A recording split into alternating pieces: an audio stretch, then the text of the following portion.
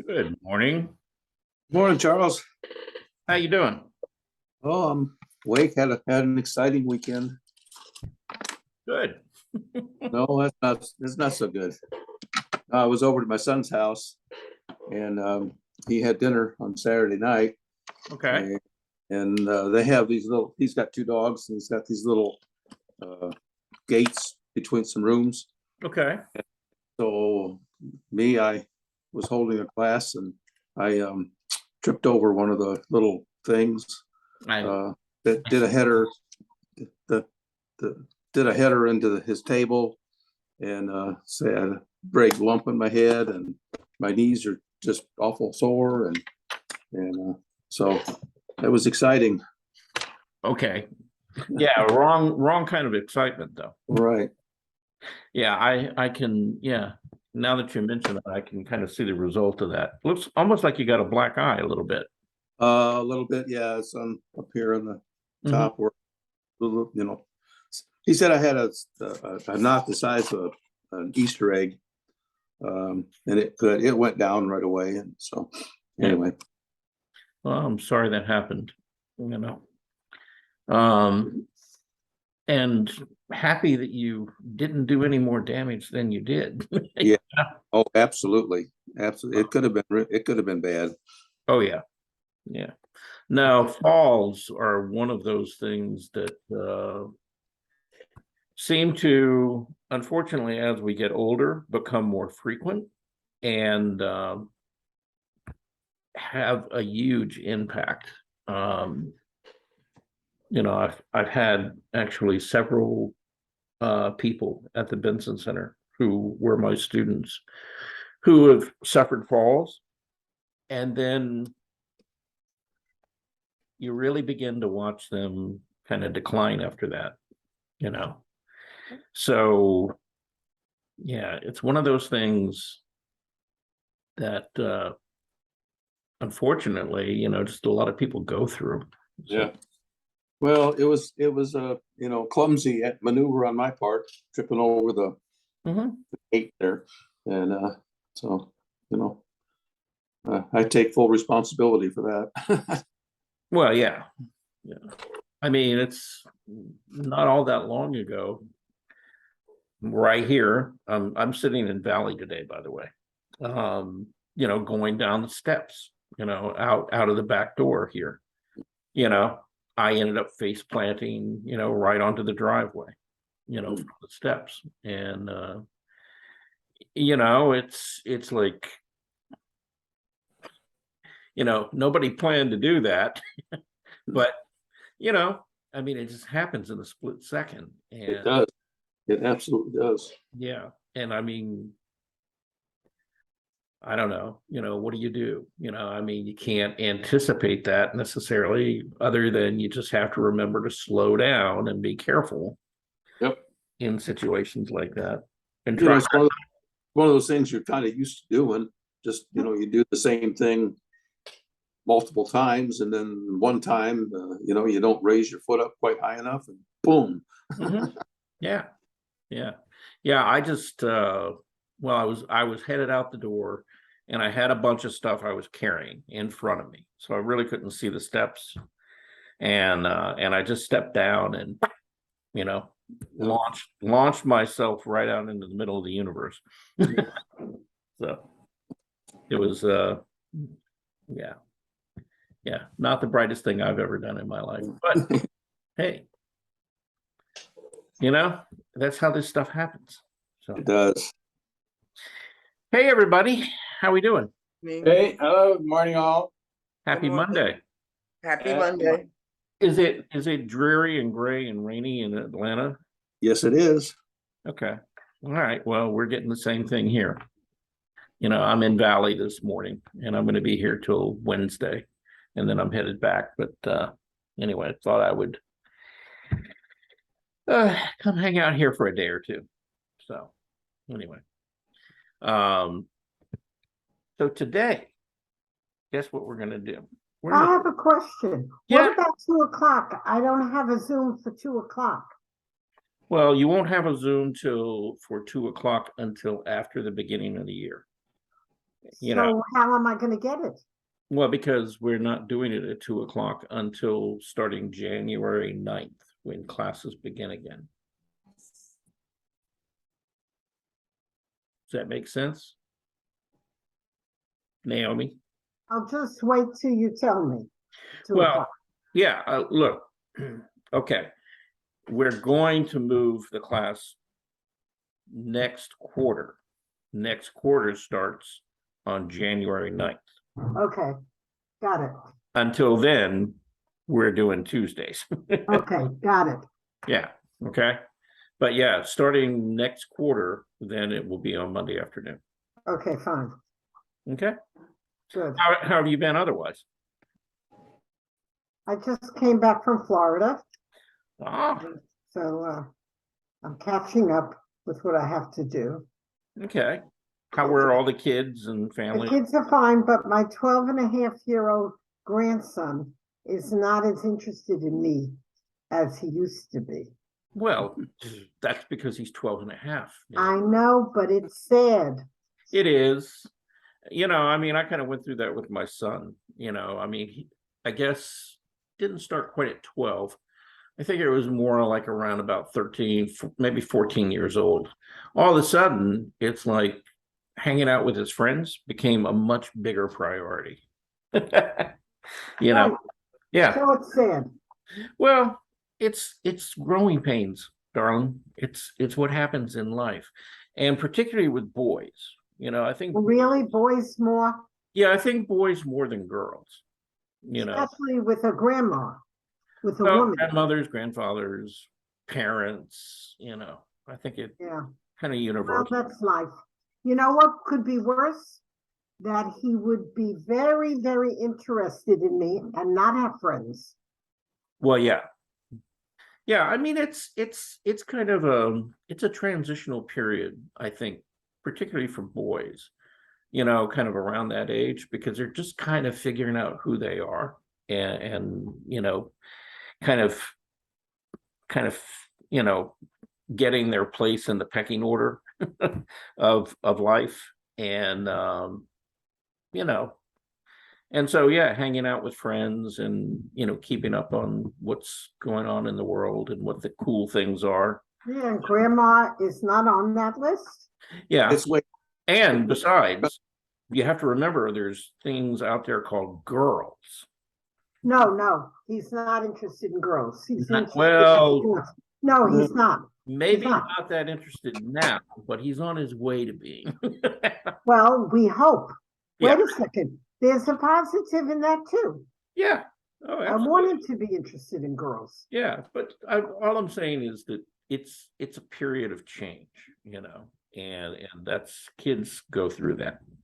That was like really the toughest part of parenting for me with my son, because I'd been very close with him, and we would go out and do things and all, and then it seemed really kind of sudden. Actually, Yeah. it's like, you want to go fishing this weekend? No, I'm not coming down. I've got my friends to go hang out with and stuff to do, and and it's hard, because you kind of built your world around it, particularly when they're your kids. Grandkids, maybe. No, but this is, I go once a year. Mhm. And I thought it was a big deal, but he painted for a half hour and then he went and played basketball. Yeah, Basketball is more fun than painting with me. right. I hate to, yeah. Yep, that's kind of how it goes. That's how it goes. Yeah, it'll change when he's about probably 26 or 27. Oh, great. I'll be dead. I'm just kind of giving you the time range, okay? I only have Stanley. My husband is still interested in me. Yeah, well, see, and he counts, I mean, that's kind of important. Yes, I'd rather have him interested in me. That's right. That's right. But I just was disappointed. Yeah, don't be too much, No? No, it's kind of just part of the natural order. It just happens. So, I mean, in a way, kind of be happy about it because, you know, No, because I wanted him to sit longer. He draws beautifully I understand. because he goes to private school and they do drawing. They do not do painting. Yeah, but see, again, it's like you're seeing him develop and change and grow. And you know, he's off finding his way. And that's really important in life. So, But leaving me behind.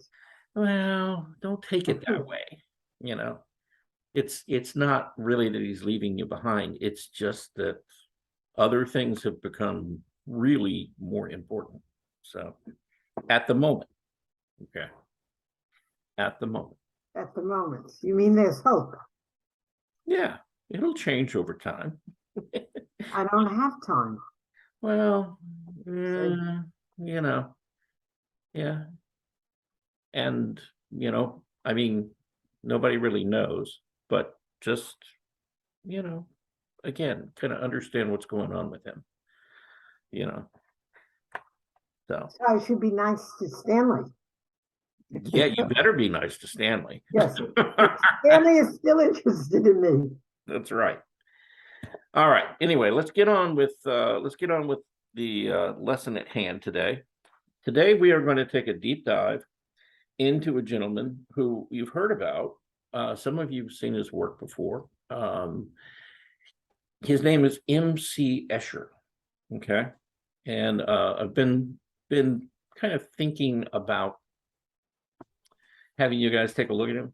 A lot of people don't really know a lot about him.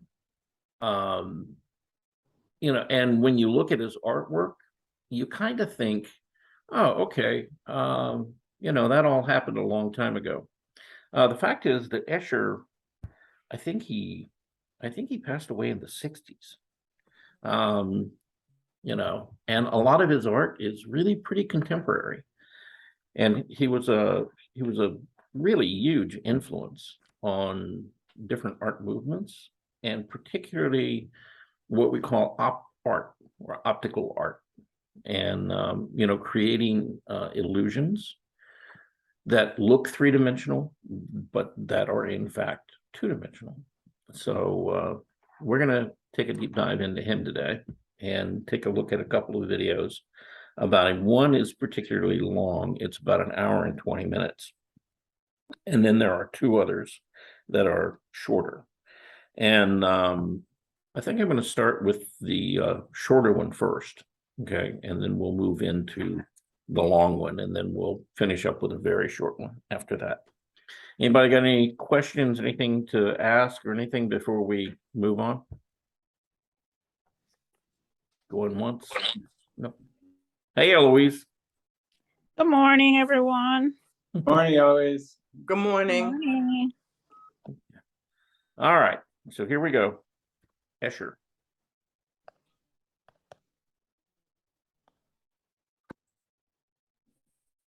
Move that up so you guys can see it. Okay, and I'm on the county computer, so you should be able to see the full screen today and sound. Yay!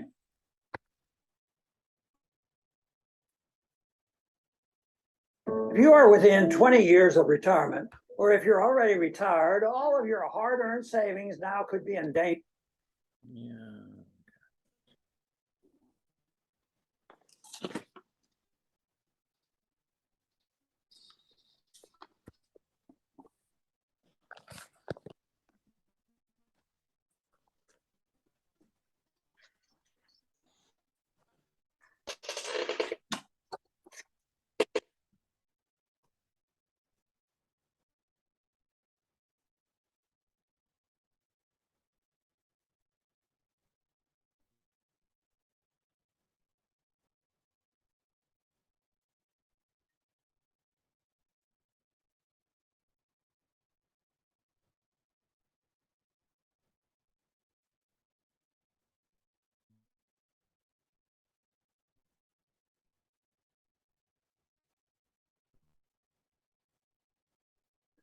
Is there audio in this?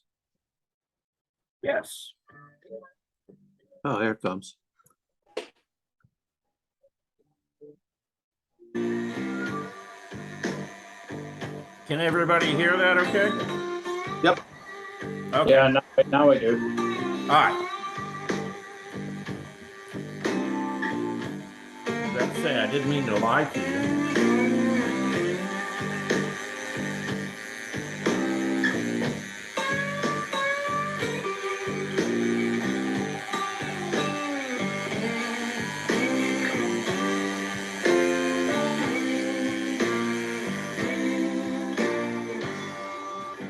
Yesterday, I received another crazy letter, unsigned and without a sender, postmarked San Francisco. Escher, you're an utter madman. Yes, utterly, beautifully mad. I thank the source of your madness, a math teacher. How on earth?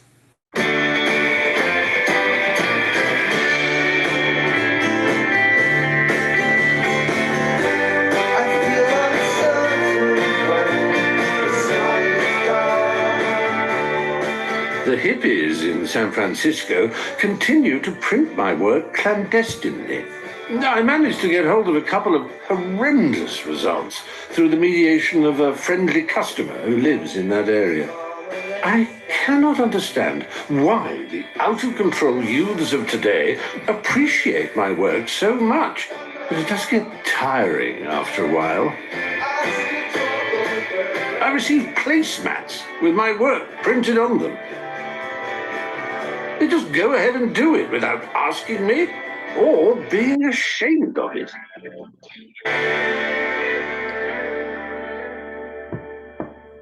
My first exposure to Escher was in either late 66 or early 1967. I was at my apartment in London and there was a knock at the door. And a friend of mine, Eric Burden, who is a lead singer for the Animals, a very popular group, was on my doorstep with a book in his hand. And the book he had brought was one of the early Escher books. And I must tell you that I think it literally changed my life. So I called him and I said, good morning, Mr. Escher. I don't want to disturb you. I'm an Englishman. I just wanted to let you know what a brilliant artist I think you are. And that's all I wanted to say.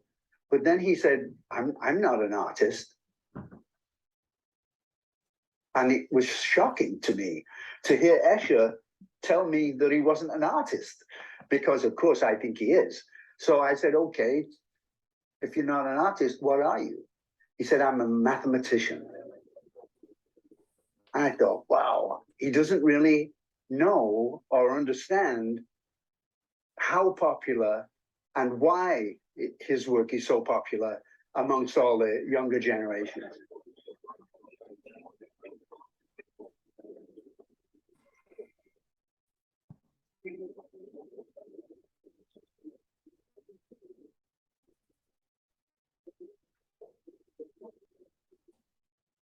If you want to slim down, you should skip breakfast. True or false? The idea of breakfast was actually a bunch of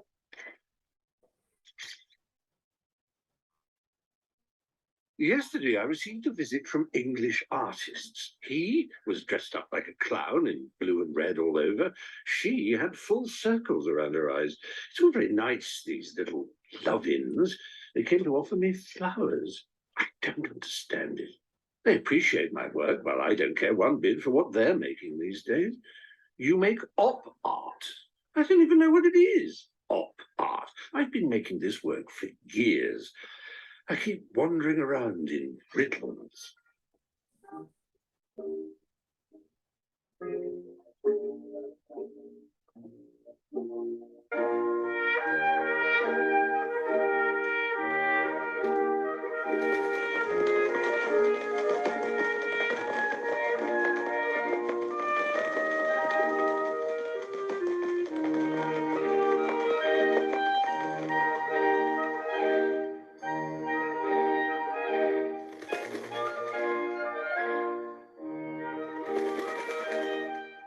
On June the 17th, 1898, I was born here in Leeuwarden, in this stately home.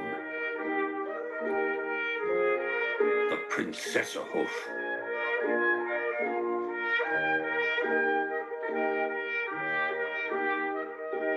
I come from an exact sciences family, and I have the privilege of having parents who are not only educated, but wealthy as well. I am a vulnerable boy, and the pediatrician prescribes me a fairly long stay at the seaside, at the children's pension, Villa Groot Kijkduin. I also attend school there. The only bright spots are the drawing lessons, not because I'm good at it, but because it's my only comfort during this awful time. The fear of not being able to keep up is the problem.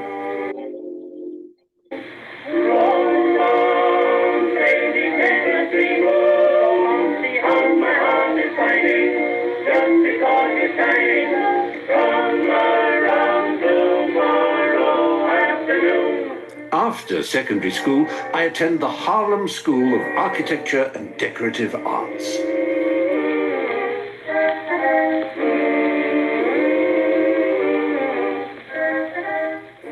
My graphics arts teacher is Yesurun de Mesquita. I owe a lot to him. He saw potential in my woodcuts, and after only 3 days, he forced a switch to continue in that direction. Had he not spoken with my parents, I would have continued in architecture. And I have never had an interest in building houses.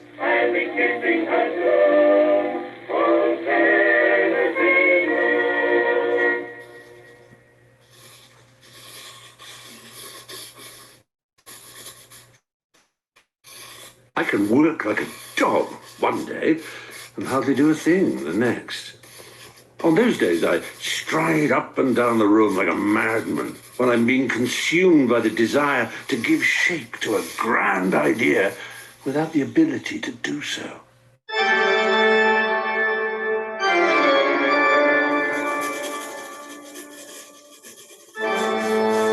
For instance, I'm working on a drawing of trees.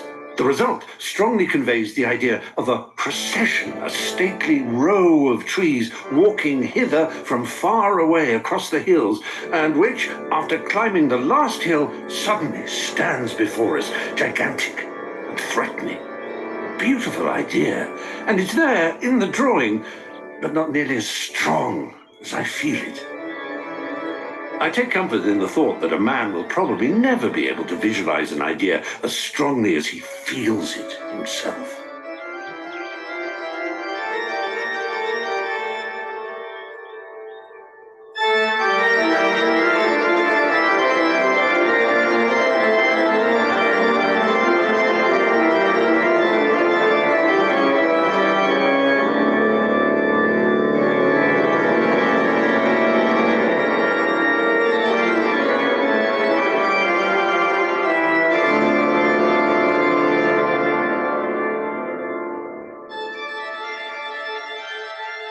I like to draw here, in the St. Bavo in Haarlem. Being able to bathe in the organ's thundering abundance of sounds gives me an overwhelming emotion.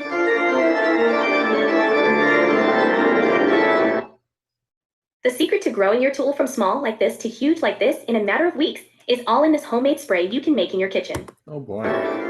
The stormy wind rushed through the pipes of the organ, and a thunderous voice proclaimed the glory of God. Then a young man lay down on his back on the big cold stones. The thundering wind rushed through the pipes of the organ until the pillars of the church could not bear the sound any more than he could.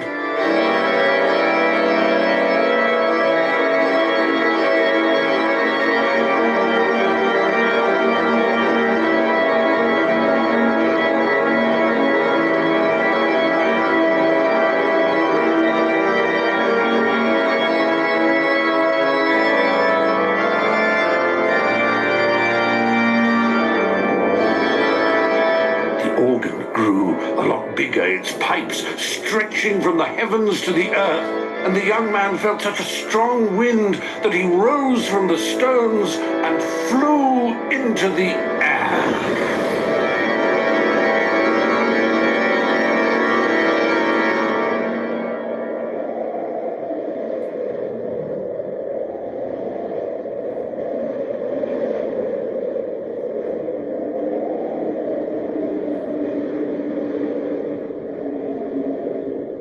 And then I am admitted to hospital for observation. My gastroenterologist deems my situation hopeless and expects my complete and utter demise within a day or three, followed by a solemn funeral. Or maybe that's putting it a bit too harsh. I have to regain my strength, set out on my journey.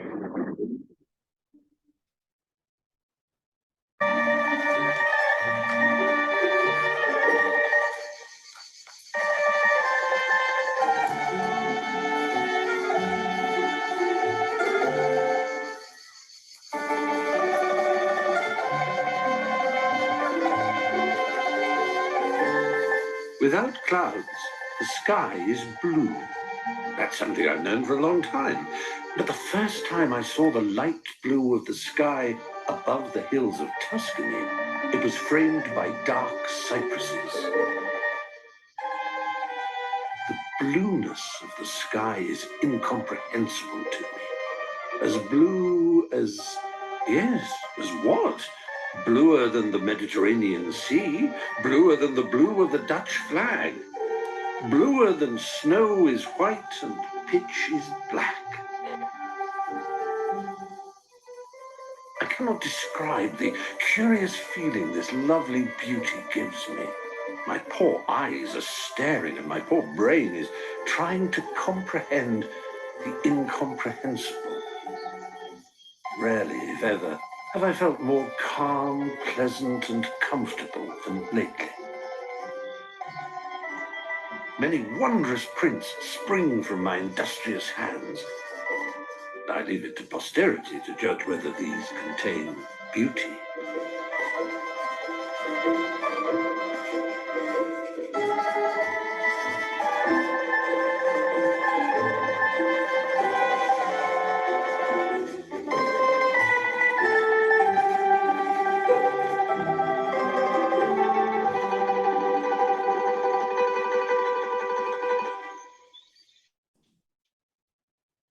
I set woodcutting aside for a while to improve my drawing skills. I want to learn to look and see better whilst I am drawing. I want to enjoy the tiniest details, such as a 1-inch diameter plant on a piece of rock. I want to try to draw these as accurately as possible. With your nose right on top of it, you see all of its beauty and all of its simplicity. But when you start drawing, only then do you realize how terribly complicated and shapeless that beauty really is. It is so terribly difficult. A small piece of rock. It's beautiful, but there's nothing to hold on to. There is no form that can be captured. It simply goes on in all directions, and you don't know where to begin and where to end. So nothing comes of it, of course. But I won't even start with all the beautiful little flowers.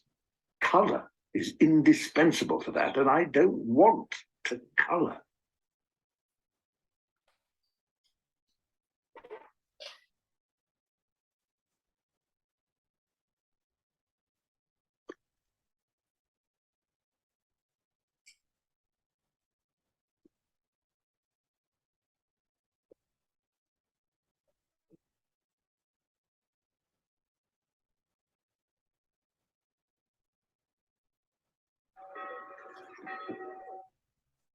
Seniors can get a new stimulus this week, but only if they do this. If you're over the age of 65,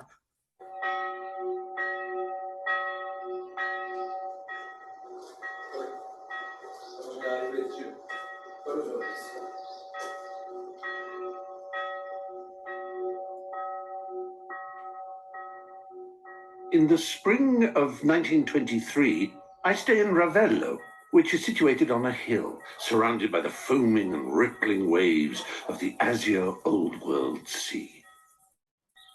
There, on a blissful afternoon, in the little hotel where I have settled in, 3 new guests join me at my table. A gentleman, his wife, and his daughter, Jetta Umica, 24 years old. They've been expelled from Russia by the Bolsheviks, leaving behind all their possessions. Russia has left its mark on her, as much mentally as physically, because she has suffered from hunger and seen too many people being murdered. She exerts an influence on me, similar to that of an electromagnet on a scrappy piece of cast iron.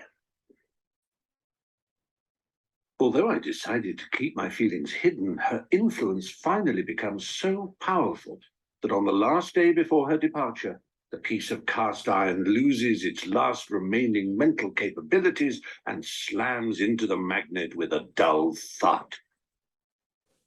While we are out on a walk together, I open up my heart to her.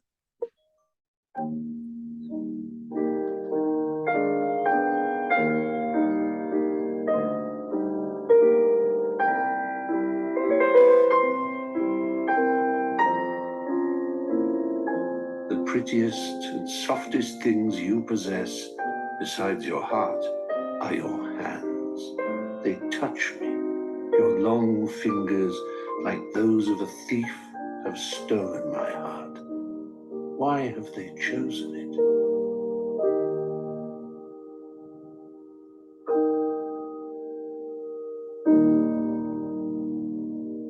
Yesterday afternoon, I escorted Jette and her parents to the train station where she left for Switzerland.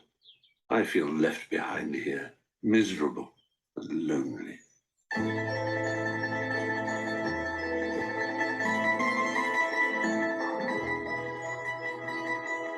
I can be alone the whole day because when I'm cutting wood, it sets my light, fantastical thoughts in motion. But in the evening, when my great longing for Jette overwhelms me, the loneliness becomes unbearable.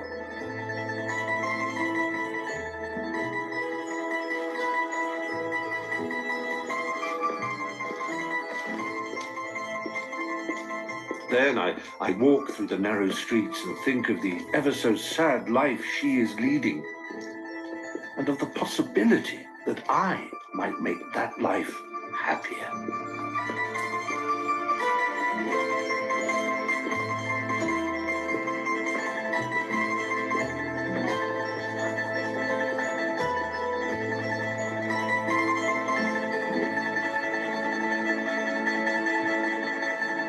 Mijn ouders die trouwden in 1924 in Viareggio.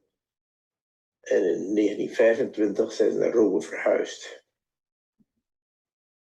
En daar hebben ze dus 10 jaar lang gewoond, min of meer. En daar woonden we in een 3 verdiepingen huis. Mijn vaders atelier de hoogste laag bezette. En wij zelf woonden op de 2e verdieping. En daar brachten mijn broer Arthur en ik de meeste tijd door.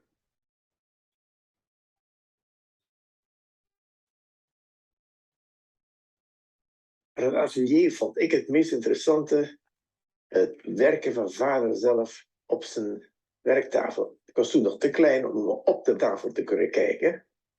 Dan lag ik bijvoorbeeld te kruipen op de vloer en dan vlogen de splinters perenhout om mijn oren heen als ik dat zat te snijden in het hout. Maar het belangrijkste dat ik me herinner is eigenlijk de geur. De geur van de drukinkt, als ik begon af te drukken, was heerlijk. Tegenwoordige inkt ruikt lang zo lekker niet meer.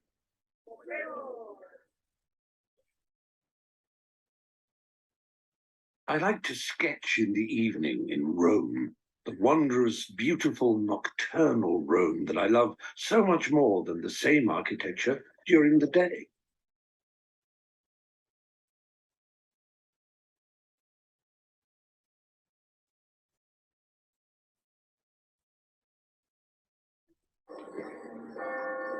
All the excessive Baroque frills that Rome is filled with fade at night.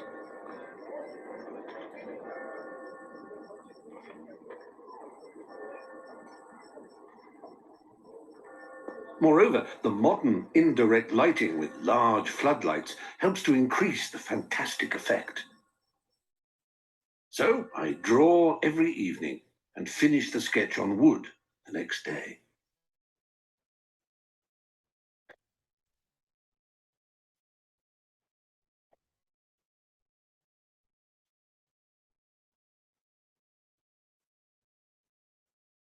I know no greater joy than to wander through valleys and over hills, from village to village, to feel the artlessness of nature affect me, and enjoy the unexpected and never thought of, in the greatest possible contrast with everyday life at home.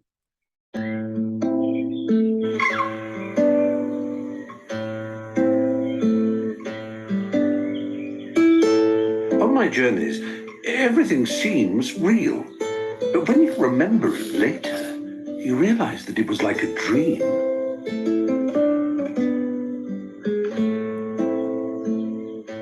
When I remember a scent, a feeling, or a sound, the emotion sometimes becomes too strong for me.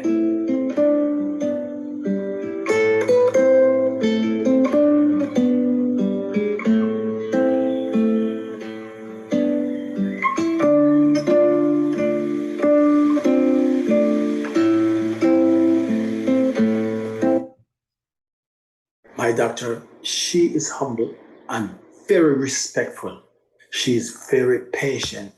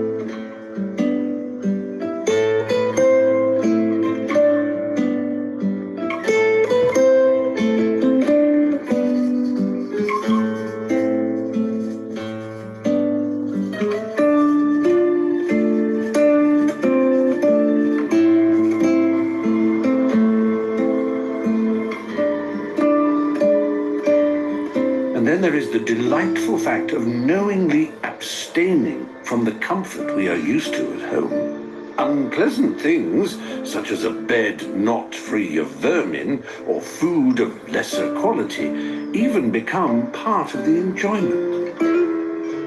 I often think of undertaking such journeys in the company of my sons one day. For children, it must be the greatest joy imaginable.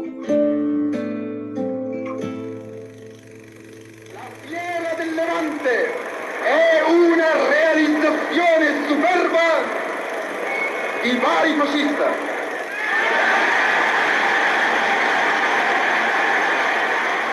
De laatste paar jaar in Italië werd ik meer en meer beïnvloed door de fascistische ideeën en al die propaganda. Ik wilde meedoen met al die fascistische gedoe van de vriendjes. Marcheren, een zwarte pet op. En dat vonden mijn ouders eigenlijk helemaal niet leuk.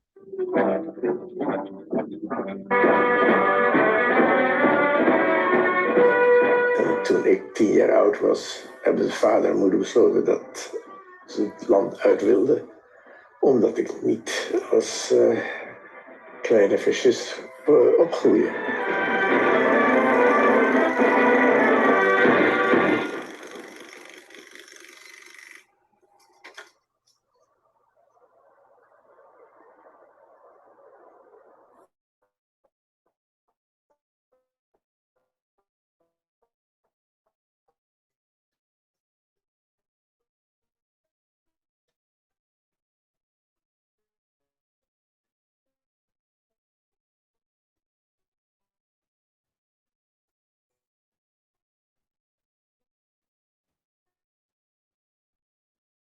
That winter, we were in the Swiss mountains, in that horrendous white snowy misery I cannot stand. I hate that white shroud covering the earth.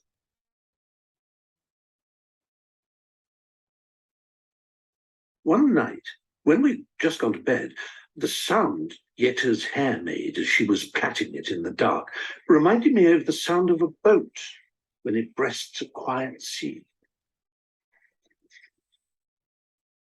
A great longing for the sea took control of me.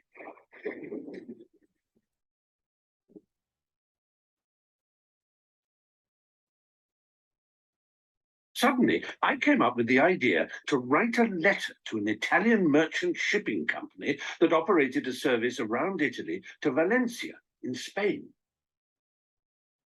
I proposed that Yetta and myself would come along as passengers for free.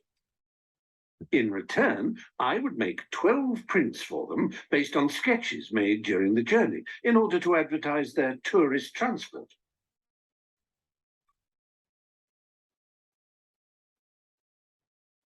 To my astonishment, after a few days, I received a letter of approval.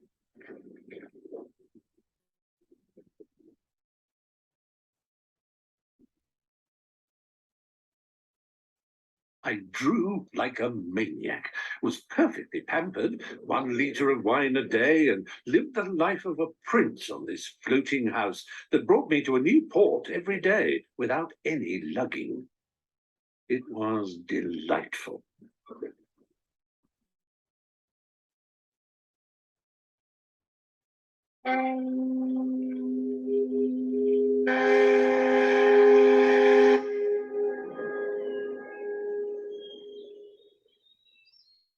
In Valencia, we disembarked for a 3-week journey across southern Spain at our own expense.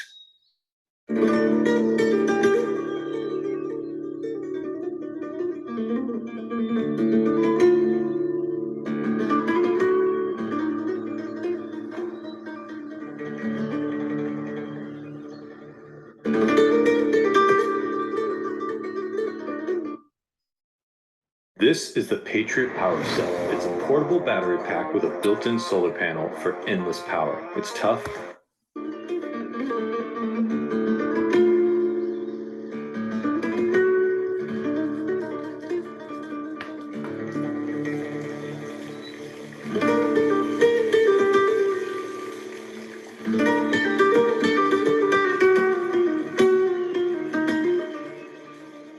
In Granada, we visited the Alhambra. In this wonderful, aristocratic work of art, we spent 3 days copying passionately. The palaces were full of visitors who formed a large audience around us while we were drawing.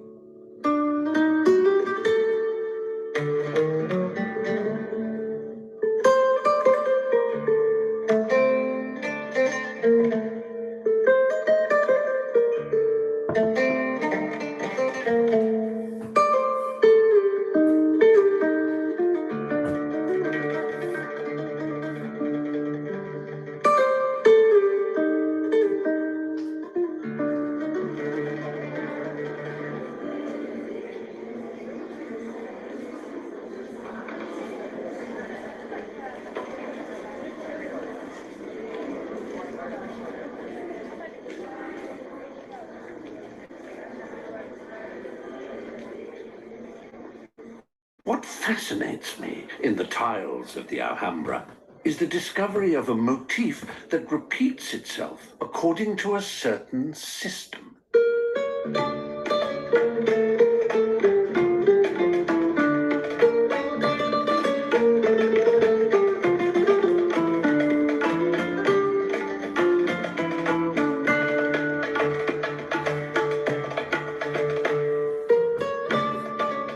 In Harlem, I already enjoyed giving meaning to the entire surface of a piece of paper. By this, I mean to say that I don't want to draw the head of a person against the background of a room, for example. No, besides the head, the background should have as much meaning as the head itself, thus becoming another head.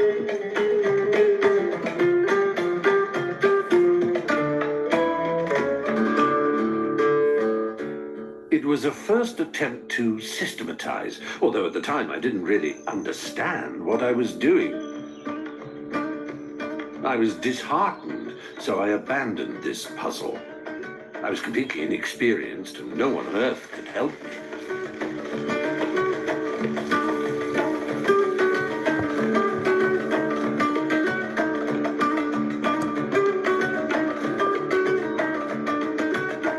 The wall and floor mosaics at the Alhambra stem from the same thought, albeit the Moors only used geometric figures.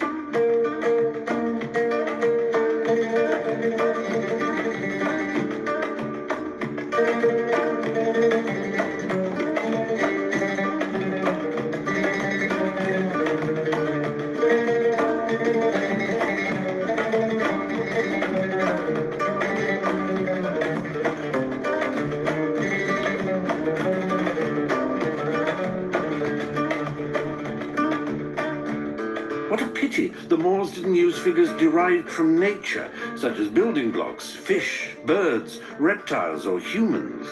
Recognizability is so important to me that I've never been able to do without it.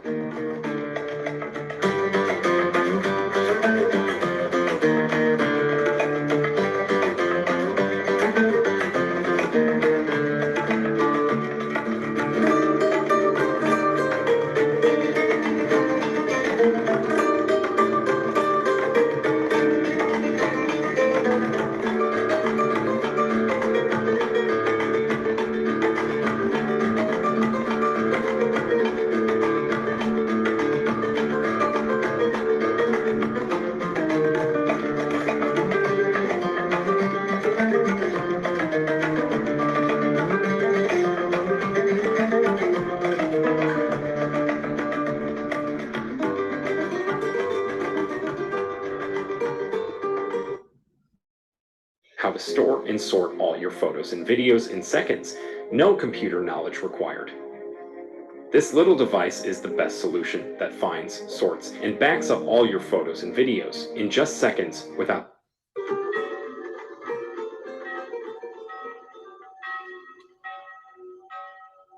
Toen ze het Alhambra hadden bezocht en weer teruggingen naar Zwitserland, kwam mijn vader vooral weer in die sneeuw en wilde weg. En toen besloten ze naar België te gaan. Het was een onrustige periode. Het was de periode dat Hitler in Duitsland begon te ageren enzovoort. En ondanks dat het zo'n onrustige periode was, was het eigenlijk de periode dat mijn vader zijn meer bekende werken heeft gemaakt. Ik denk ook omdat hij voor het eerst in zijn leven niet meer kon reizen. Hij zat stil in zijn atelier, het zat in zijn handen, hij wilde wat maken en begon aan andere dingen te denken.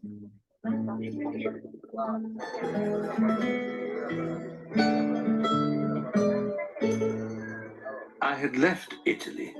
I lost the Italian landscape and architecture, and something else had to take its place. This stimulated the formation of inner images. I started working with passion when I discovered that I had things of my own that had to come out, that I could express something others don't have. I am 40, the age at which most people are at their best.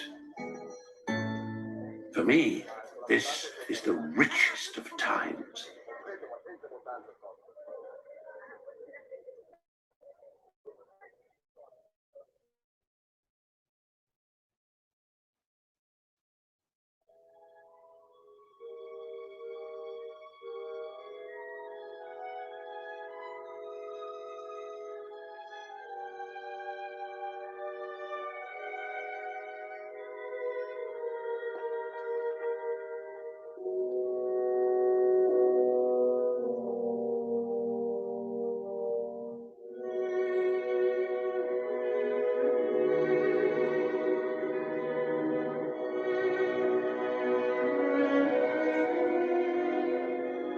I showed my brother, a geologist, some tessellation motifs.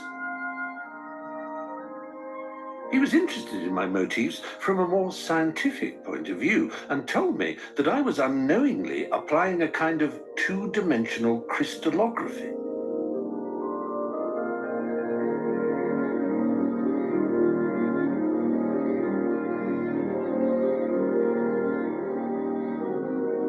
He advised me to read up on it, but most of the articles were far too difficult, dry, and theoretical for me. Still, my understanding became clearer, and I began to see the possibilities offered by the regular division of the plane.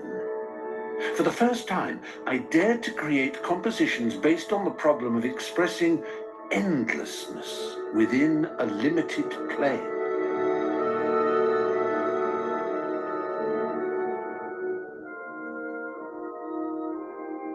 An endless series of three-dimensional men is rushing down the stairs.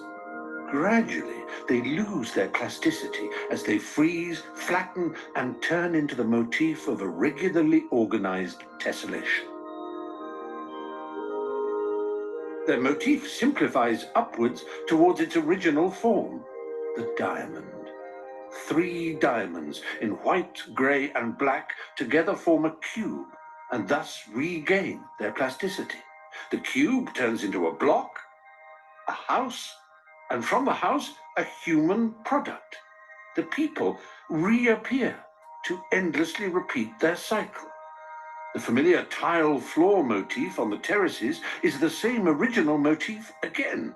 The diamond, the link between 2 and 3 dimensions, the idea upon which the entire composition is built.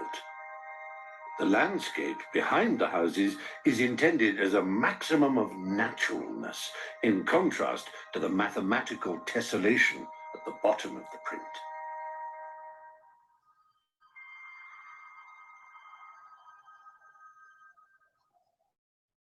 The print, Day and Night, is a similar kind of cycle.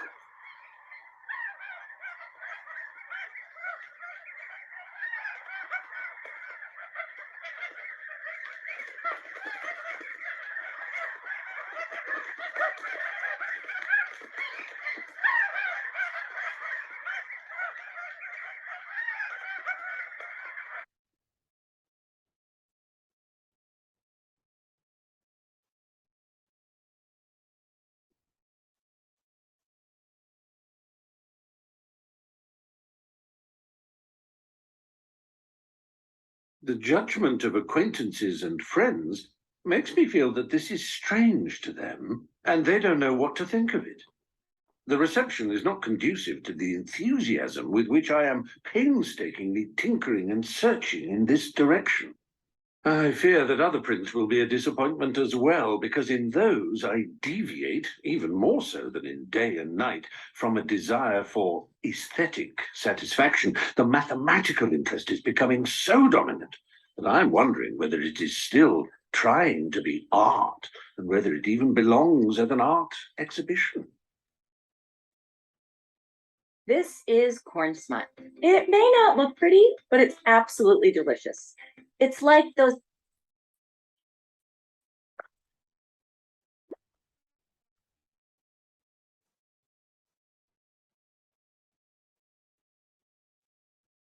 As a little boy lying in bed at night, I would enjoy playing with associative thoughts. For example, I would say, how can I find the logical connection between the letter S and the tail of my dog? 1,000 ways to get there. For example, S, sky, bird, nest, branch, tree, garden, dog, tail. I've played a lot of these games, and actually I haven't got much further. I've merely found a way to express these thoughts visually. The regular hexagon, honeycomb, bee.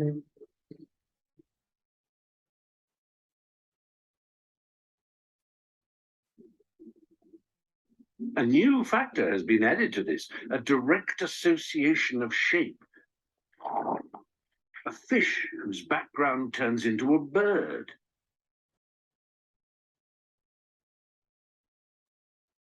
So it's a mishmash that lacks all profoundness. It is and remains the game of a child. Sensible people are welcome to consider it trivial. The best way for me to express my association mania would be in an animated film. In the future, the animated film will become an artistic expression of great value, showing more important thoughts than Snow White or Mickey, although I have no contempt for these products at all. On the contrary, admiration for Disney's talent.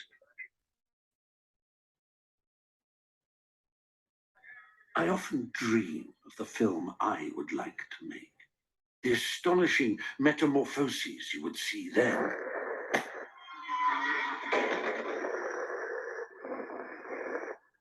Sadly, there would be no audience for it, as I would most certainly bore people to death with it.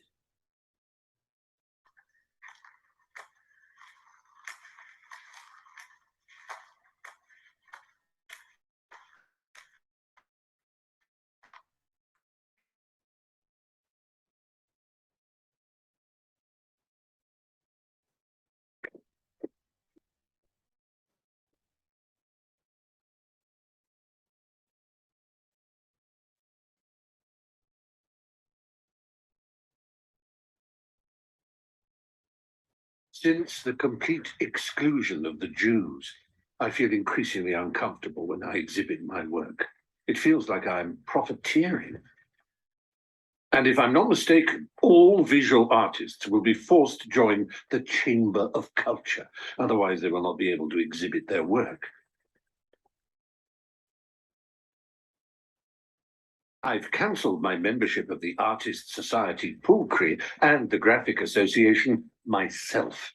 I think that will be clear enough.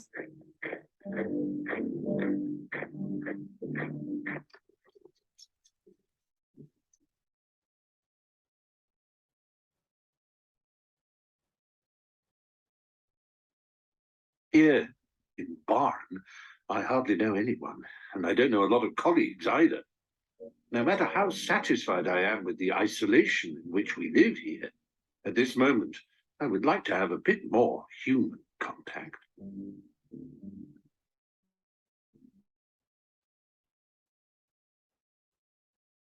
I have developed the tessellation pattern of white optimists and black pessimists into a complete morality tale. One white and one black representative of each type free themselves from the grey surface of the back wall and walk into space. They avoid tumbling into the round hole in the middle, so they're bound to meet each other in the foreground. The black pessimist continues to raise his warning finger until the end, but the white optimist cheerfully comes to his encounter, and they end up shaking hands.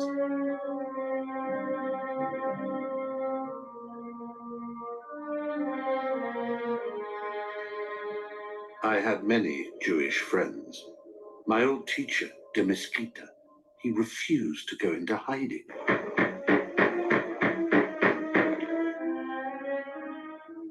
One night, they were all taken away. In 44, during the hunger winter, the neighbors said, "Haven't you heard?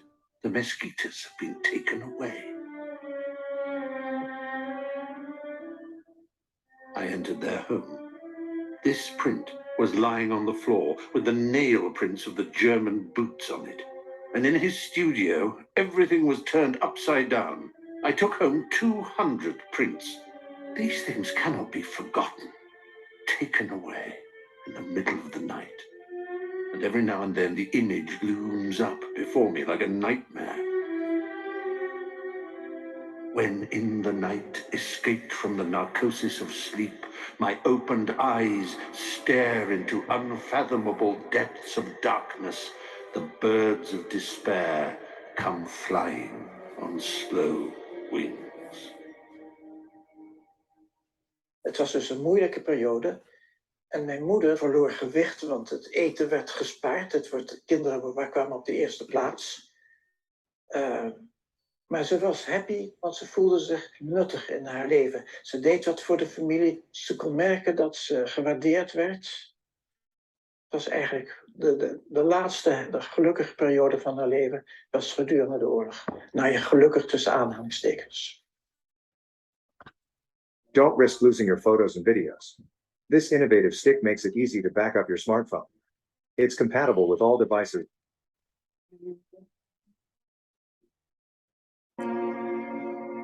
Tijdens al die oorlogsjaren heeft mijn vader moeten zorgen de familie te beschermen en te eten te vinden. Dus hij had geen tijd meer voor andere dingen. We had a single rickety bike with makeshift tires, which I rode to Overijssel through the bitter cold wind and rain. Those journeys upset me very much. I saw such an awful lot of suffering. I'll never forget it. But I could keep our family on its feet, even though my wife is now in bad shape. However, I wasn't able to get any work done, and that was the bitterest pill I had to swallow.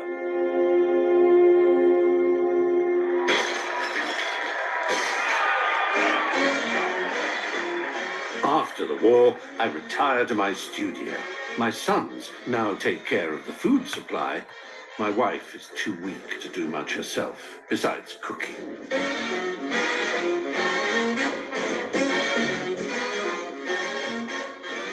Mijn schoonmoeder werd zwaarmoediger en zwaarmoediger in Nederland.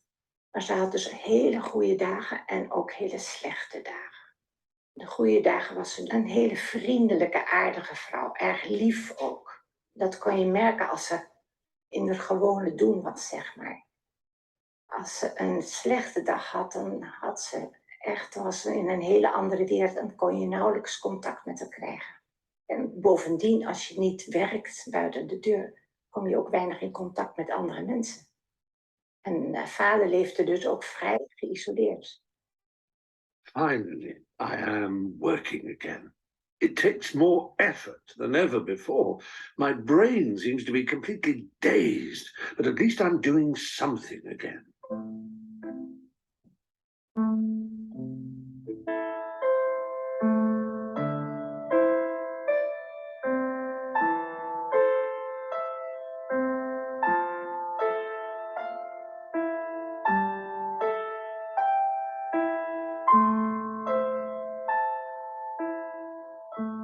Originally, the intention of the eye was nothing more than a general interest in the human eye. But since the viewer always sees himself reflected in the eye he is looking at, I thought I would show the reflection of a skull as a variant of the prince with mirroring spheres. Because we are all, whether we want it or not, looking at death, and he is looking back at us.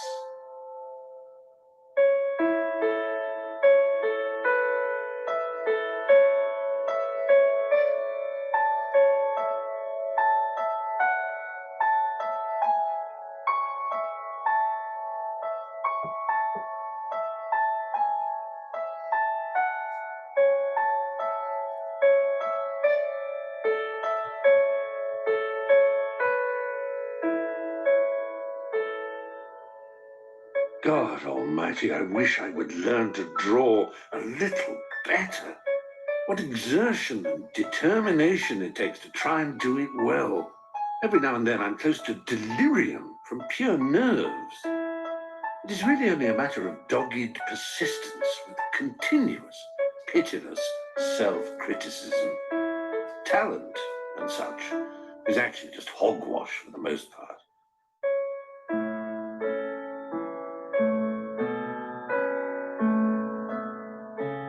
Any schoolboy with a little aptitude will perhaps be better at drawing than I am. But what he most often lacks is the tough yearning for realization, the teeth-grinding stubbornness, and saying, even though I know I cannot do it, I want to do it anyway.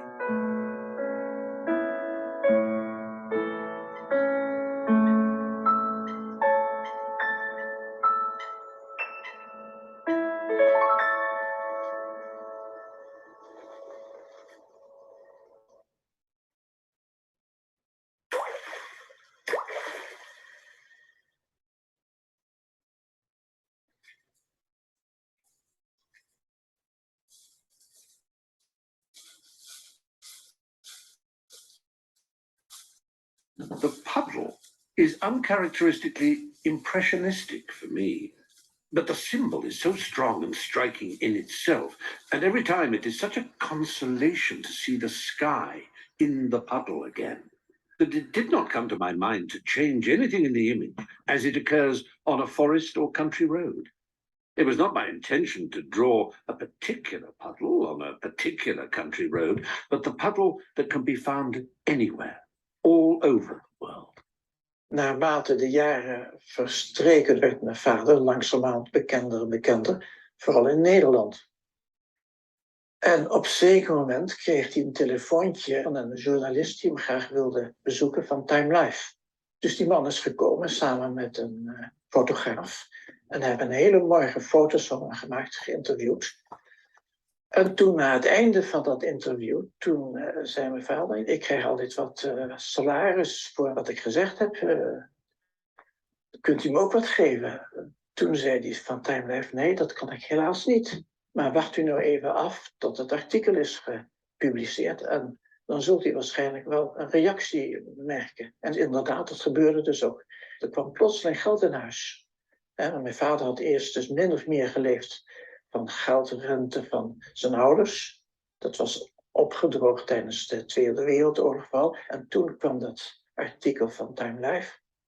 Introducing Spectrum Business Connect with RingCentral, an all-in-one app that makes calling, texting, and video conferencing easy on any device, anywhere. So you're always connected to your business. Learn more at Spectrum.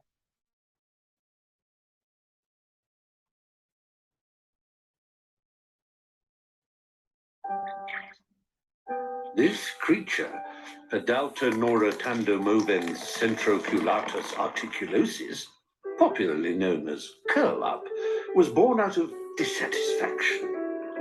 The idea came to me when I was riding my bicycle. I thought, how absurd. I am rolling over the ground on wheels, which is much easier than on foot. God has forgotten to create the wheel, and he has also forgotten to create animals that can use their bodies as a wheel or hoop to move themselves forward. I am meeting this need with the design of this curl-up. Biological details are not yet known. Nothing to be said with certainty about its reproduction.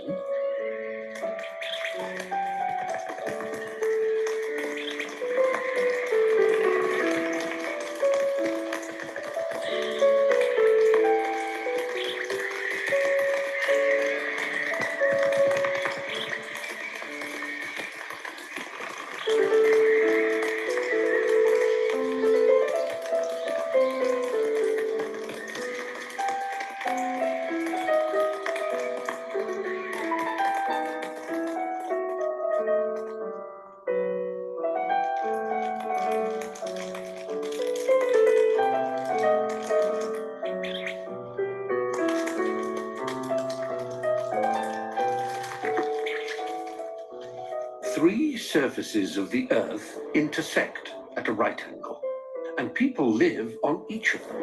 Two inhabitants of different worlds cannot live on the same floor, as their notion of what is horizontal and vertical is not the same. However, they can use the same staircase, but with one person ascending and the other descending. Contact between the two is impossible, for they live in different worlds and therefore cannot have any knowledge of each other's existence.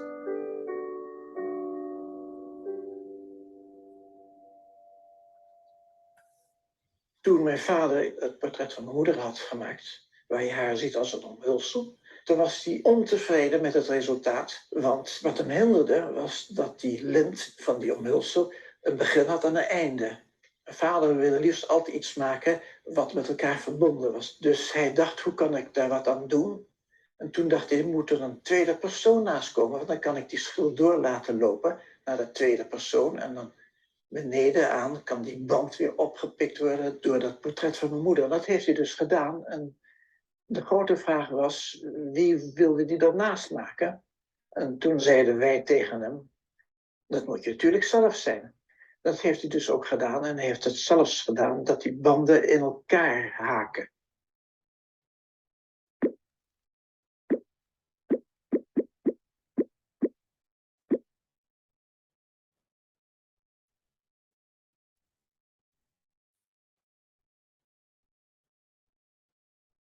daar blijkt dus uit dat, ondanks dat er problemen in het huwelijk waren, dat hij dus heel veel van haar hield. Maar hij was dus wel enorm bedroefd dat ze zo'n moeite had met haar psychologische problemen, dat hij zo weinig heeft kunnen helpen. En hij verwijtte zich ook dat hij eigenlijk voelde dat hij misschien meer tijd aan haar had moeten geven. Maar aan de andere kant was hij door zijn werk opgeslokt en hij kon het niet laten. Dat was dus een soort opium voor hem. Like a madman, I have thrown myself into the printing of old engravings again. That damn job simply has to be done periodically. Half dazed by continuous radio sounds, I'm plowing my way through this pile of printing ink.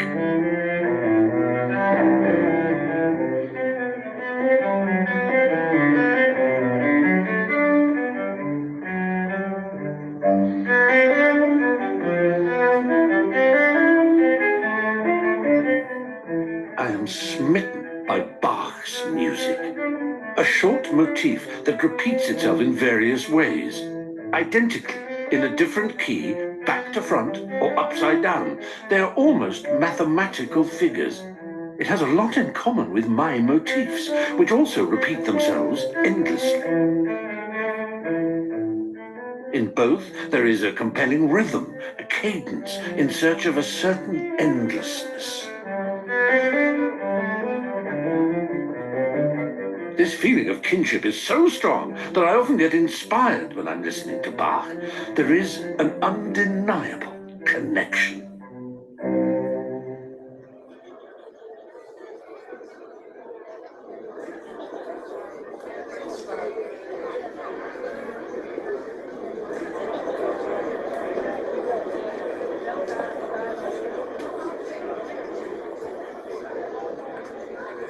I attended a performance of the St. Matthew Passion in Naarden. My eyes wandered past the walls, columns, arches, and vaults of that high, wide, immovable church.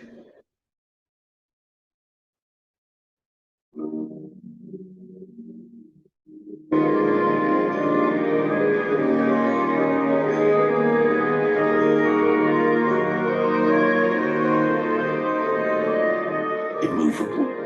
Suddenly, it became clear to me that this church was far from immovable.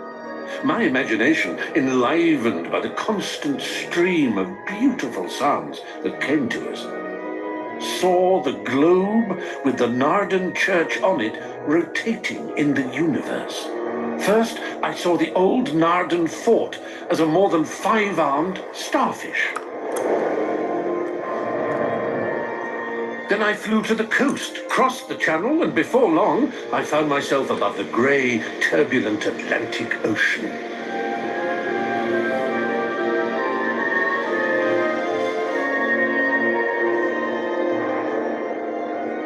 At the latitude of New York, I reached the American mainland. Unfortunately so, because it was gloomy, cold, and rough above the ocean.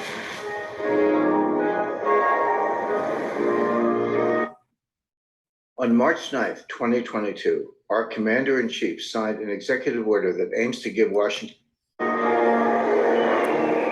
cannot give a clear description of the site of the United States, but I do know that it was cheerful and bright there with lots of sun on snow-capped mountains. Near San Francisco, I ended up above the ocean again. I saw Honolulu from afar, then a whole lot of cheerful water again, and finally, straight across the dense, humid jungles of New Guinea, Celebes, and the Borneo coast.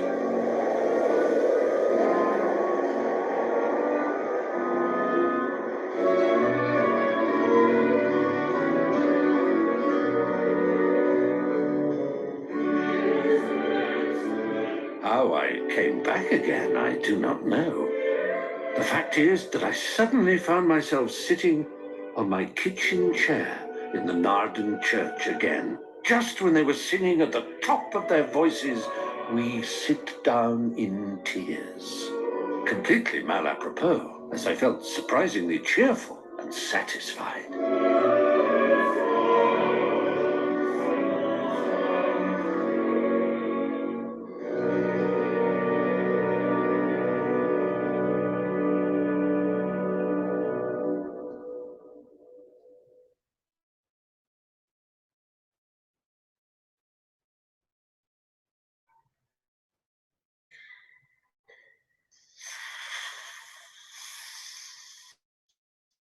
Meanwhile, I have finished a new lithograph.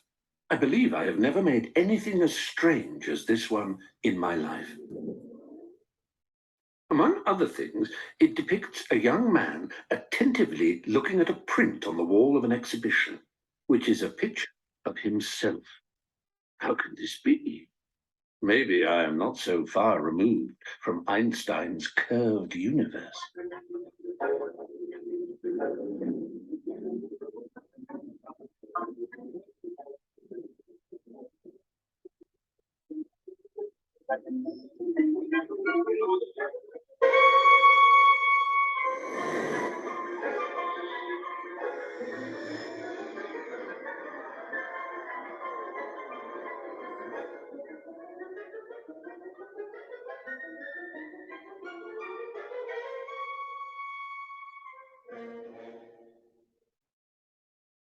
I've made an effort to explain the smaller and smaller print to visitors, but it's becoming increasingly clear that people are insensitive to the beauty of this infinite world within a defined plane. Most people simply don't understand what it's about. This is ever more sad to me because I'm working on the next version, which is meant to far exceed the first. Although, in theory, the infinitely small in size and infinitely large in number is it remains a fragment because outwards the pattern is arbitrarily limited. However, my great enthusiasm for these kinds of depictions and my fixation on my investigations might eventually lead me to a satisfying discovery.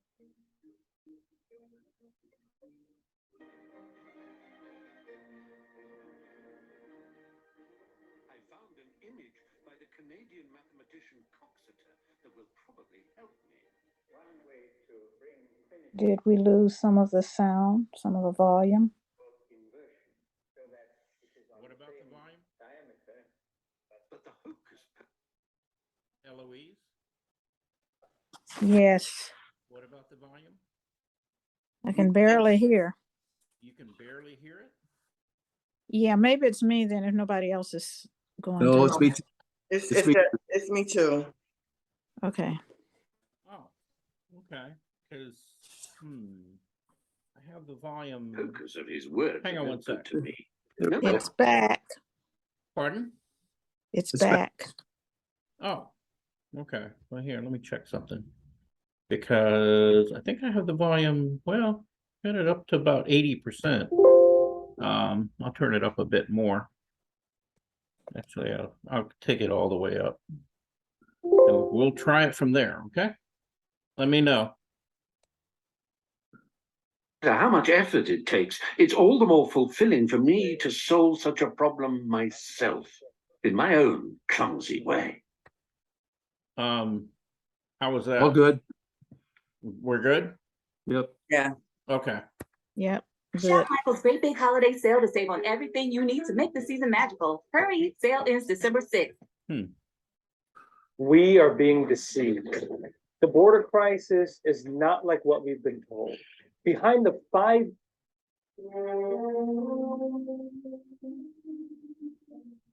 A circular, regular tessellation, logically bounded on all sides by the infinitesimal, is a thing of miraculous beauty.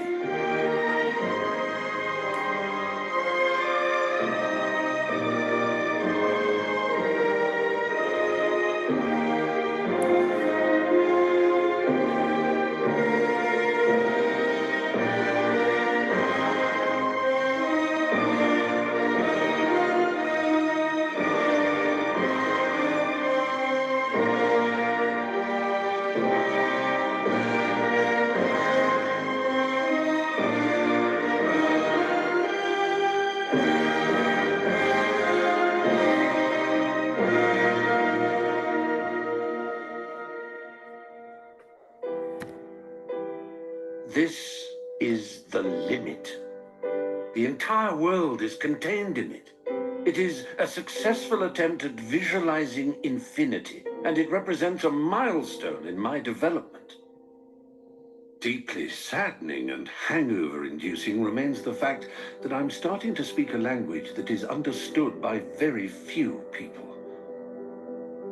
This only increases my loneliness. After all, I do not belong anywhere anymore. I'm too stupid to live as a scientist. I'm not an artist either. I hover between mathematics and art.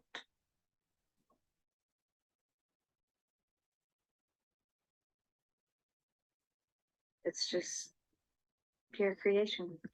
Shall we take a look at some paradoxical architecture? You're gonna have to master a few tricks if you're gonna build 3 complete dream levels. Excuse me. What kind of tricks? In a dream, you can cheat architecture into impossible shapes. That lets you create closed loops, like the Penrose steps, the infinite staircase.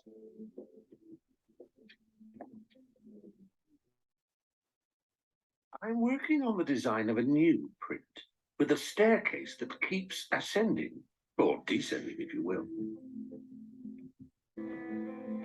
It is a closed, ring-shaped thing, and yet the perspective is correct.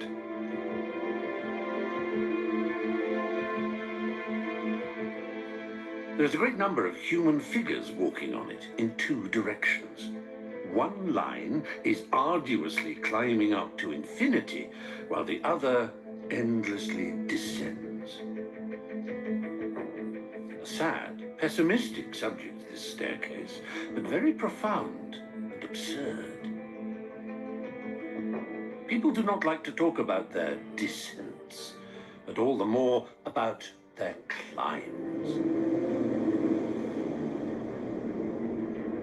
Paradox.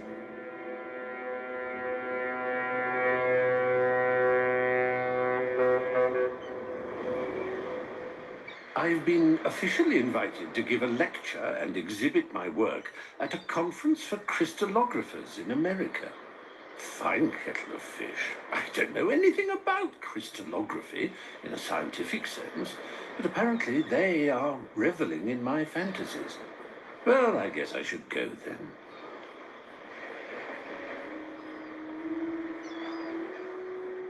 No better means of transport, and no better lodging than a cargo boat if you want some peace and quiet.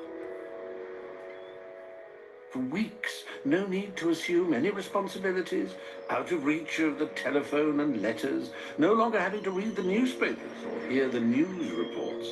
As a result, you acquire a receptivity that allows you to really wonder again. You feel disconnected, not only from worries, but also from the firmness of the Earth's crust. Then you start to observe that infinite variation of waves and undulations, and you see the living creatures in and above the sea, the fish and the birds, and you finally look at the celestial, heavenly bodies again, the sun, the moon, and the stars.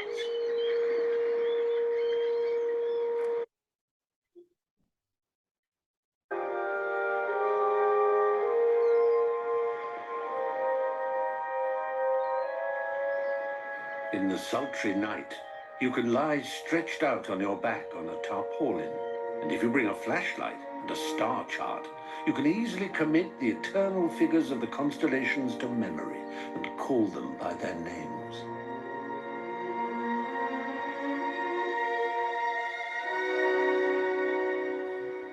And the moon, while she was looking down on me like a big lamp, high above the sea, I was so amazed at the distance between her and me.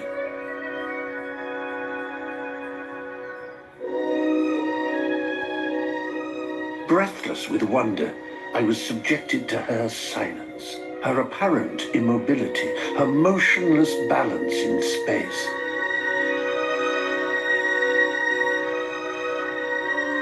She became a symbol to me, or rather, a demonstration of gravity, which is not a boring concept, but a living, gripping incomprehensibility.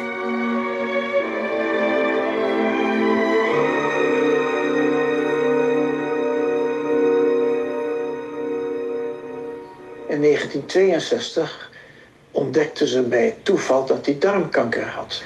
En die ziekte heeft hem dus tot aan zijn dood toe achtervolgd. En hij is dus vaker en vaker opnieuw geopereerd. Moe, vele maanden niet kunnen werken. En het was ook een moeilijke periode voor mijn moeder. Die probeerde om hem te verzorgen. Maar zij zelf was dus mentaal ziek. En het was allemaal moeilijk. En op een zeker moment, eind 60, werd het te veel voor haar. En toen kreeg we een telefoontje. Ze is op weg naar jullie. En wij woonden heel klein. We hadden de onderetage van een chalet. Vlakbij het meer van Genève. Tussen Lausanne en Morges in. En ja, het was dus wel een beetje behelpen. En ze heeft dus een aantal maanden bij een vrouw en mij gewoond. En daarna is ze opgenomen in een verplegingstehuis voor oude mensen. En heeft toen nog een aantal jaren geleefd in Zwitserland. Ouder geworden dan mijn vader. Mijn vader was aan de ene kant blij dat hij niet meer die last had van met mijn moeder op haar te passen en al de problemen die er gaf. Maar aan de andere kant was hij natuurlijk triest dat zijn vrouw hem eigenlijk verlaten had. In 1939, an international organization headed by John D. Rockefeller.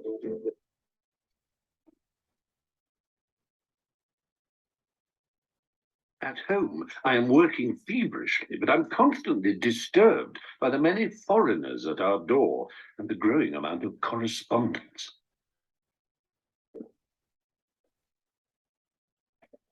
Mr. Mick Jagger asking me to design a picture or to place at his disposal unpublished work to reproduce on the cover sleeve for an LP record.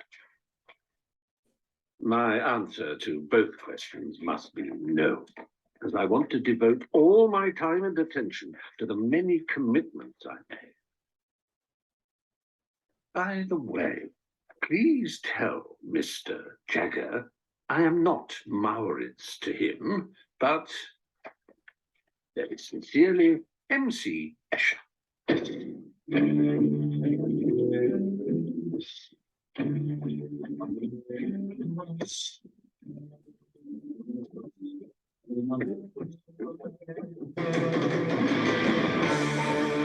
These orgies of color were clandestinely printed in California. I got hold of the horrendous results through the mediation of a friendly customer. The bright colors are entirely at the expense of the publisher, who is undoubtedly speculating on the taste of today's youth.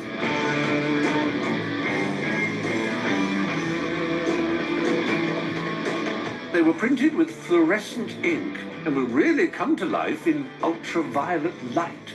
I only know this from hearsay, but I have never verified it.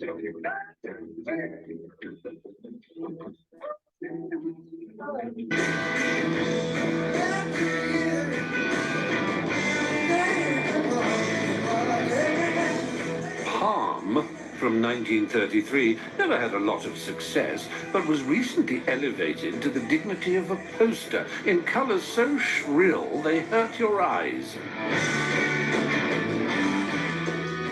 What on earth does this young generation see in my work? Doesn't it lack all the qualities that are hip these days? It is cerebral and rationalized instead of wild and sexy. And how can they reconcile it with their addiction to narcotics?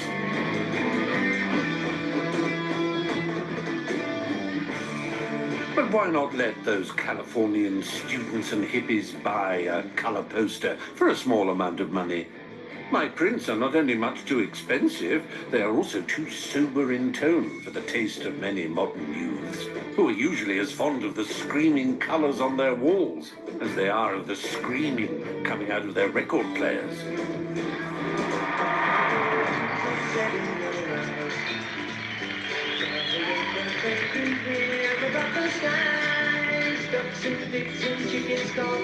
And you both got it wall to wall. American ladies 5 foot tall. Sweet think upwards from the edges of my mind. I've always tried to be an observant person.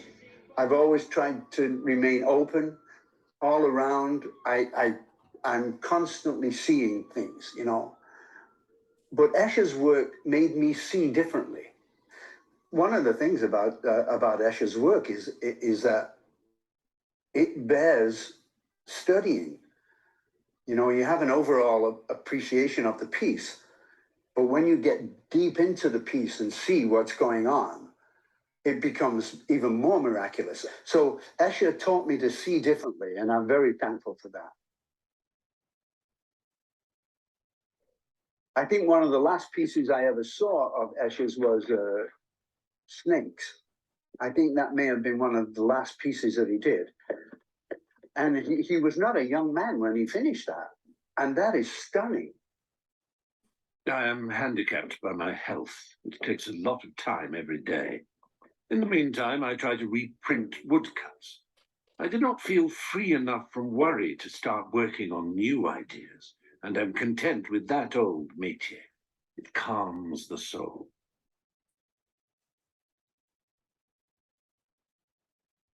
Doing this work gives me the sad feeling of getting old.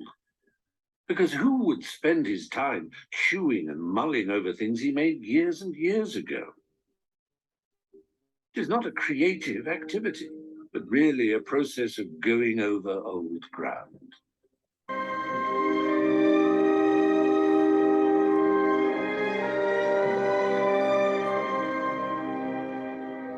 A prerequisite for a good print, and by good, I mean a print that resonates with a relatively large audience, is that no hocus pocus is practiced without a very sound and effortless connection with reality. What I can say is that no print ever succeeds. They all fail, simply because I always pursue a vision that cannot be realized.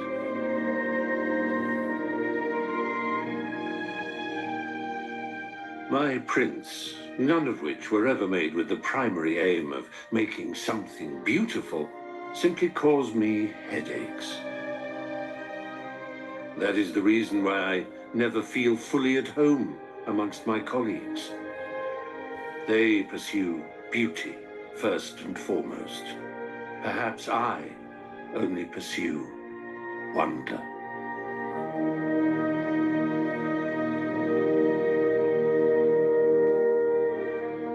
I really believe that the high-end art world is going to rediscover Escher. And I think that his artwork is going to be appreciated for what it really is. Stunning work.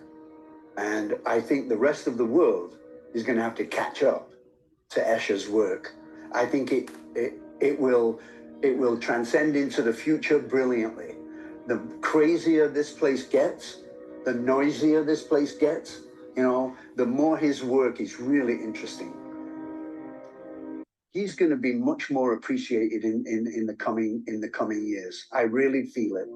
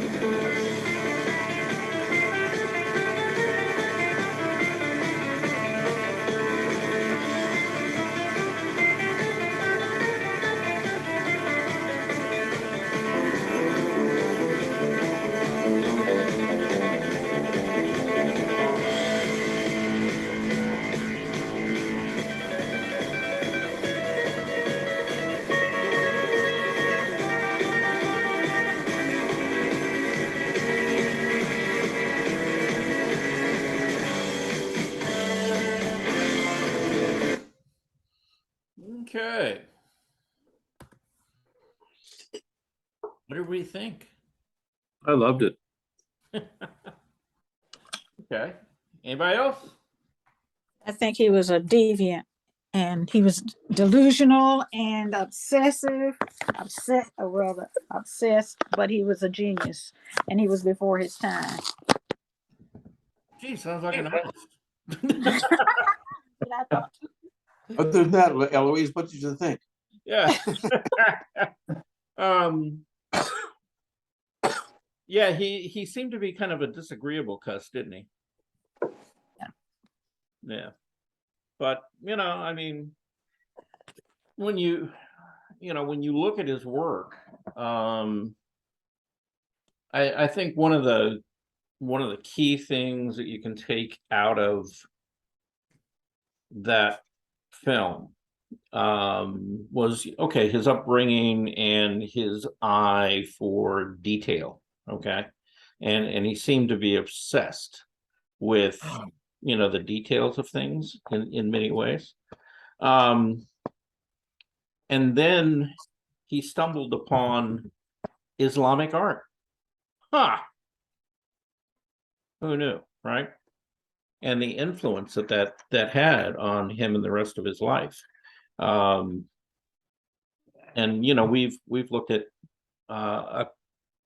several films really on Islamic art, and the thing is, it's something that we don't think of, you know, much, but you know how influential it's been on Western culture, which is pretty profound actually, and not given a lot of credit to for the most part.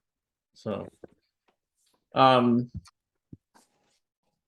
anybody else have any other thoughts? One thing that kind of struck me is the fact that all of his stuff was wood prints, and that's having to work in reverse. Well, and me doing scratch boarding is kind of similar kind of a right. issue. Yeah. Yeah. Now, all of his prints were not wood block. Okay. He worked in about 4 different methods of printing. Wood block was in the early phase his primary approach. But then once he got into, I think it was like, you know, by the 40s, maybe by the late 50s, he got into, you know, different metal plate processes like Intaligo and, you know, etching, things like that. So it diversified. And when you see him make that transition from wood to metal plate, that sort of helps feed his desire to, you know, get more subtle transitions and details and form, you know, in his work. And a lot of his later work, you know, was more metal plate work. But the technique is still reverse. You still take an image and then translate it into just back asswards. Right. Yeah. Yeah, but if you think of it this way, okay, you know, once you have if you take a metal plate, or if you take a block of wood or linoleum, right? You know, you sketch out where your shapes and forms are, and then what you're actually removing are the areas where the light is going to be. Right. Yeah. And you know, the raised part, that's where the ink is going to sit. So yeah, you're drawing in reverse, you're taking out the lights, you know, and leaving the darks. So now, did I understand correctly that what he did was always black and white and all the color was added by commercial use? Right. Yeah. Yeah, which was really interesting to me because a lot of that stuff, you know, that we grew up with, seeing the psychedelic posters and stuff with all the color and stuff of his work, it was all pirated. He never got paid for any of that. You know, and you know, that might that might enlighten you as to why there was a huge movement in the 70s and the 80s in the graphic artist community to protect copyright for a lot of images, because, you know, basically, yeah, people were, you know, ripping him off. And, you know, I mean, they sold, you know, they sold a huge number, you know, of his prints that were directly pirated.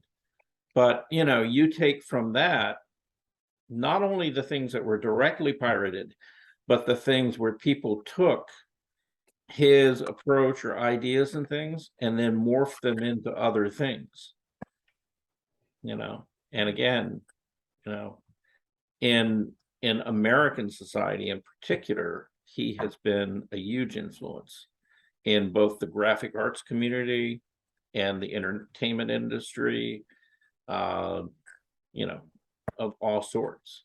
You know, he's really influenced, you know, all kinds of different art forms, including, and he mentioned it early on, you know, a movement called op art, right? Optical art, right? And those were the main people who latched onto him pretty early. Was, you know, they weren't using representative images, but they were using concepts and ideas about creating space and three-dimensional form, you know, with just the use of color and value. And you know, it's like I said, you know, his influence reaches into a lot of different areas in contemporary modern art, you know. But definitely one of the more influential figures in history, more recent history, on art and culture. So anyway, that's why I wanted to share it with you. So anybody got any other questions, thoughts? Liked it, didn't like it? It was interesting. Mm-hmm. Yeah, it gets you to thinking, doesn't it? So, well, you know, I've seen those prints, and the clip from the movie Inception is one of my favorite movies. And thinking back how that it uses that almost that technique of the repetition and the changing and bending of reality. So it was interesting. Yeah, yeah. And one other thing about his or lack of collaboration was that Dolly and Disney did a collaboration on a movie which incorporated kind of some of those morphe kind of things that Escher did, which was very interesting. Yeah. Well, and many films, and I mean many films, have almost directly, you know, taken directly from Escher. I can't remember the name of the film of it, or the name of the film right now, but David Bowie played in it. And, you know, we kind of saw a small clip of that where they literally built the set to be an Escher print, you know, with the stairways going all different directions and stuff. So, yeah. And I'll bet you he didn't make any money off that either. So, yeah. But yeah, it's, you know, sometimes, you know, you don't have a clear idea as an artist where you're going. You know, you have these impulses, you know, about, you know, things that keep coming up for you over and over and over again. And I talk about that a lot in the sense of keeping a sketchbook. And really the value of keeping a sketchbook is that you have a record of, you know, things that influence you, you know, things that you keep going back to over and over and over again. And my advice, and, you know, I guess I would encourage each and every one of you, pay attention to that. You know, after a couple of years of drawing and collecting things. And sketchbooks are not just for drawing, by the way. You know, sketchbooks it's a place to organize and collect things, images, things from nature, whatever you see that catches your interest. You need to take that thing and either photograph it, draw it, paint it, you know, but put it in that sketchbook and keep it, because from time to time, it's good to sit down and thumb through that. And one of the things you'll find after doing that for a period of time is that you keep going back to the same kinds of things. It may be certain colors or textures or patterns or something like that. And I highly encourage you to make note of that and actually begin to incorporate it into your regular work. So you take it and apply it, you know, because it's, you know, it's catching your interest for a reason, you know, and it's one of the ways that you can, you know, really kind of create your own art and make it, you know, really individual and not like anybody else's, because I'm not going to have those same influences, and neither is anyone else. So, you know, it's a useful tool in that sense. So We've talked about you know, copyright and that in the past, but to what extent if they're taking his image and altering it to their own by adding color in that, is that still an infringement of copyright, or is that gone beyond the point? No, it's very much so an infringement of copyright. And well, where does it, you know, divide or change? Because so we've talked about it before, and we've talked about you can take somebody's image and make it your own. well, what you can do is you can look at an image, it can influence you. You can't copy it. Okay. Okay. And I mean, you could use similar elements, right? Like, for example, you could look at a Klimt print or a painting like the one of what is it? Bauer, you know, von Bauer, the Lady in Gold, right? Lady in Gold, right? Yeah. And you could do a similar painting. Maybe you change the person, you know, maybe you change, you know, the background a little bit, but you can still see influences, right? That's okay. You know, you can see how one artist influenced another, but to sit there and exactly copy it, you know, and then claim it as your original creation, yeah, probably not. You know, probably not. You know, that's where you run into trouble. So yes, if you're gonna be influenced by something and take it and modify it and make it your own, that's fine. You know, because lots of ideas, you know, have been taken historically, you know, from other paintings that have been done in the past and been redone by, you know, more contemporary artists. And they take that idea and they elevate it. They take it to a different level. You know, and that's what you're hoping for. So yeah, there's also yeah. I say saying this also brought to mind, which is not quite the same, but the original silent movie, Cabinet of Dr. Caligari, with all the deep shadows and stairwells and things like that. I don't know if you're familiar with that at all, but that sort of made me think of that.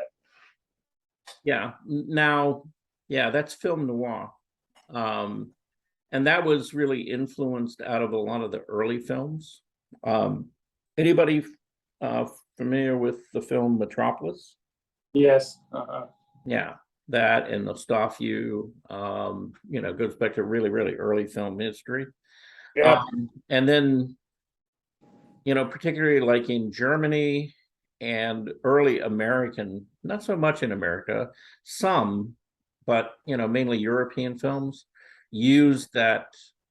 It's called film noir, and it's where it was all shot in black and white, and it was kind of a play on light and shadow, and it was heavily influenced. The filmmakers were actually looking at the influence of like the Renaissance, and particularly late Renaissance, like Caravaggio, and the whole idea of chiaroscuro. And that's kind of what brought that that form of film about. And again, it's like we're all influenced by all these different things, and then you take it and you make it your own. And in that sense they took the influence of light and how the late Renaissance painters used it, and they translated it into film, right? So, and of course that's, those films have influenced, the next generation of artists who have influenced the next generation of artists, and so on and so forth. So keeps on moving down the line. Yes. I thought his work is very satisfying as far as the aesthetics. You could tell that he calculated scientifically or very exact. Mm-hmm. Yet almost a lot of his work, he also has the contrast of the regular lines of real life creatures, Mm-hmm. which contrast and complement at the same time. Yeah, he well, he didn't talk about it, but in the film they, it was mentioned when he went to the Alhambra, right, which is this, it was built by the Moors in Spain, and now in later Islamic culture, it's it's frowned upon to actually create lifelike images, right? So to draw a fish or a bird or something like that, or a flower, is kind of frowned upon. Okay, now that's in later Islamic culture. Okay, early on, historically, it happened all the time, but as Islam developed, artists switched from doing representational images into more geometric forms to represent those things like water or plants and flowers and things like that, to simplify it. And in Escher's view, when he saw those geometric patterns, he, being from a Western culture and looking at the mathematical precision of all of that, all he wanted to do was add back in those images again, so that they were actually representational again. And so, it started off, in back in history as something that was representational, went graphic and very simplified, and then he took it back, to sort of actually, not the exact original form, but very close to it, without even realizing it. So, but yeah, interesting transition there. Anybody else? Gene, you've been quiet. Well, that's because I spent an hour trying to get on your Zoom class. They must not want me. They would not accept all of my password that I've been using for how many years, however. So they wanted to make me a new password. So I said, okay, I'll make a new password. So I entered 6 different passwords that I might be able to remember. Mm-hmm. And they wouldn't accept it. So they put me up a password. It took me 30 minutes to type it in. It's so long. So I didn't see anything except y'all's pictures at the top. and I heard the voices talking, and that's it. Until about 20 minutes ago. It's when I got, after the thing just ended. So I have had a problematic thing until just now.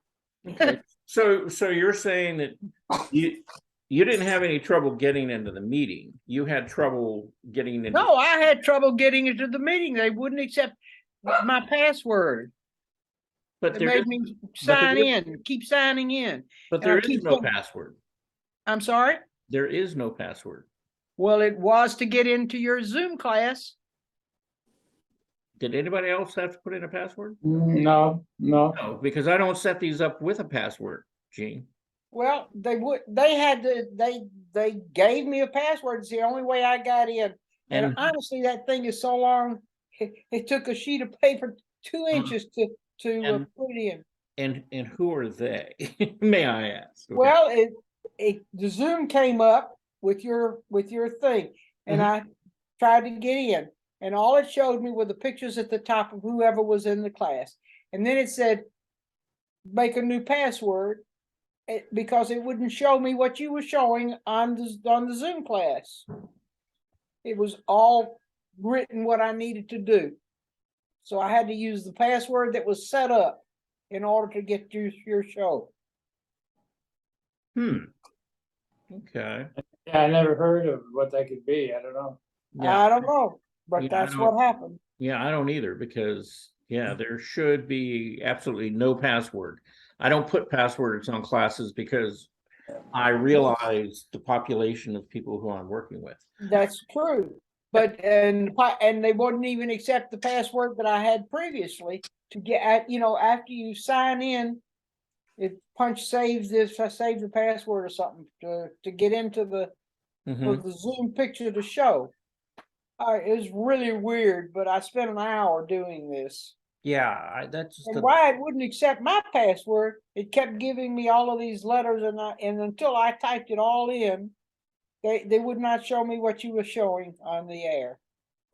I didn't see you. All I had were the 1, 2, 3, 4, 5, 6 people at the top that are attending the class.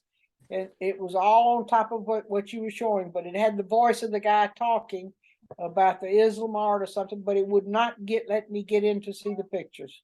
Really? Huh. Strange. Yeah. Yeah, I know it's strange. But I just got a new card last week, was the first week I used it. I had to go in for, to get the card renewed.